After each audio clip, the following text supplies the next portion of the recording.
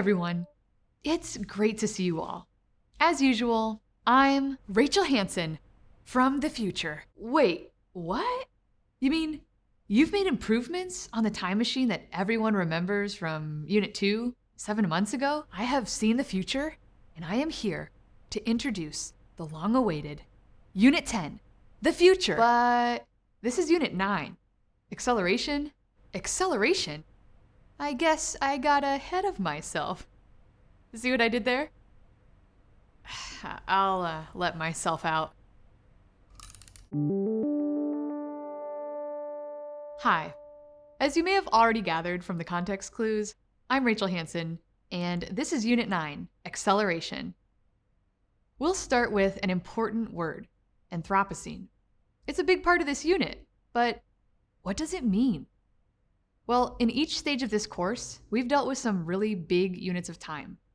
Those enormous pre-human developments, like the shifting of continents, the birth of stars, and the evolution of life, are all part of the way humans periodize history and create narratives.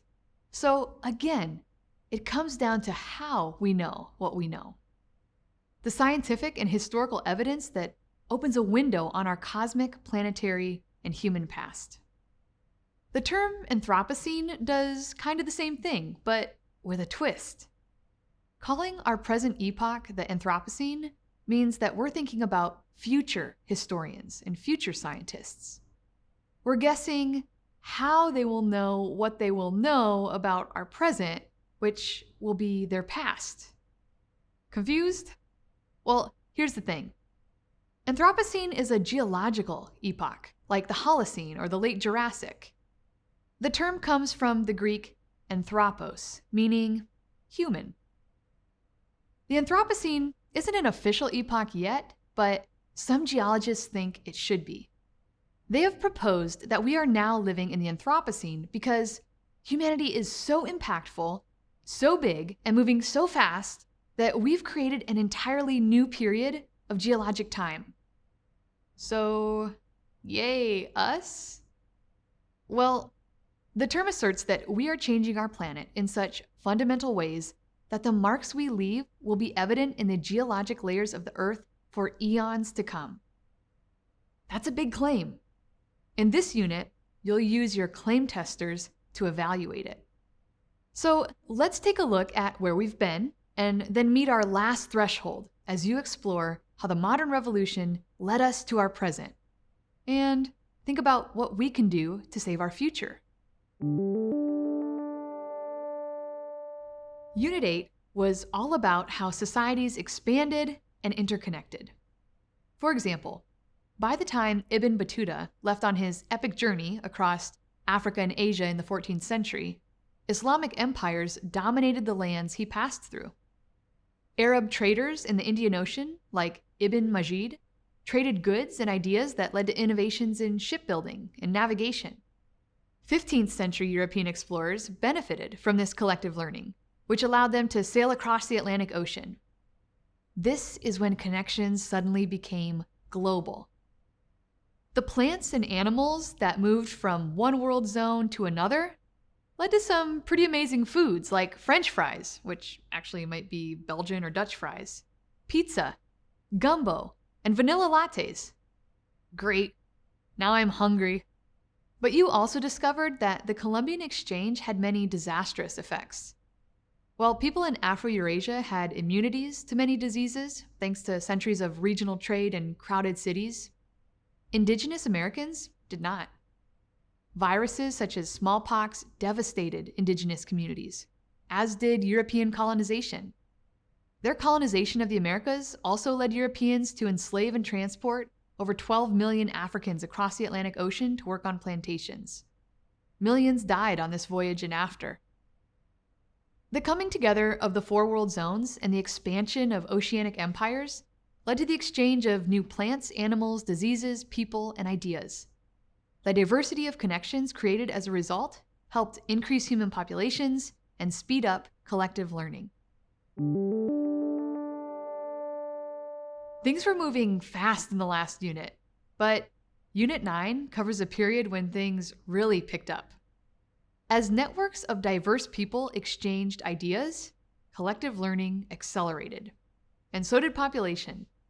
But humanity still needed one more ingredient to reach threshold 8, and that was new energy sources. In the past 250 years, the global population has skyrocketed, and most of that growth has happened in the last 75 years. In 1750, about 800 million people lived on Earth.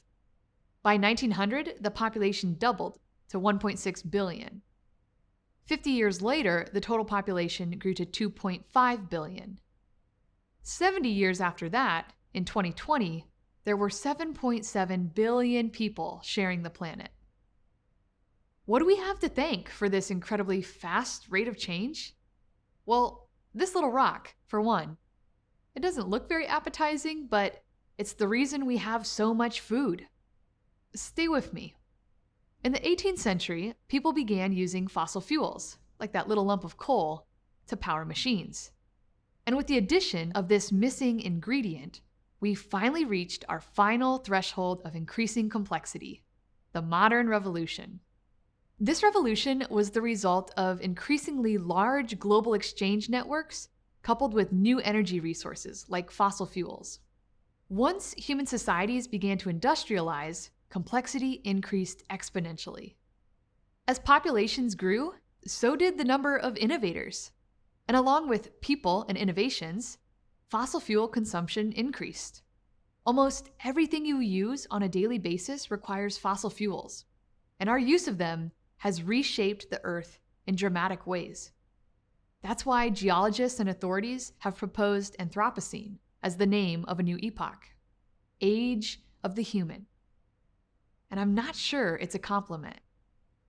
These global transformations in collective learning, fossil fuels, and climate change have been accompanied by major social changes as well. Industrialization revolutionized how we produce and distribute the things we use. But industrialization also changed how we buy goods and accumulate wealth.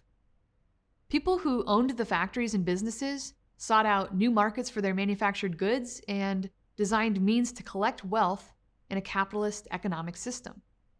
But the people who worked in those factories and businesses did not enjoy the same benefits as the wealthy.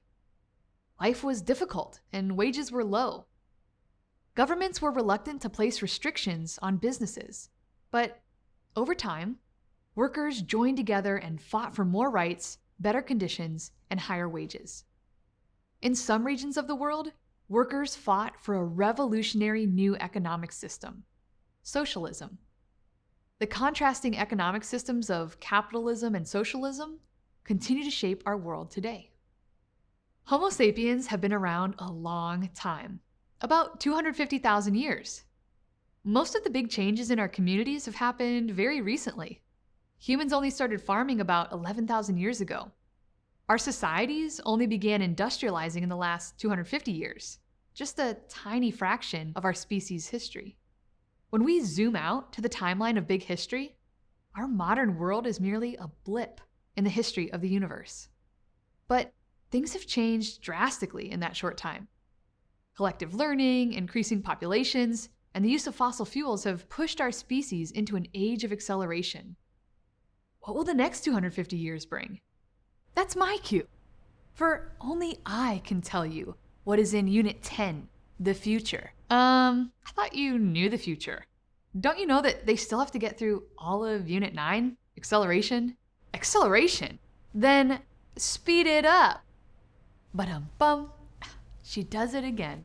Future me is no longer funny. That implies you think you're funny now. Hey, don't make me come over there. I dare you.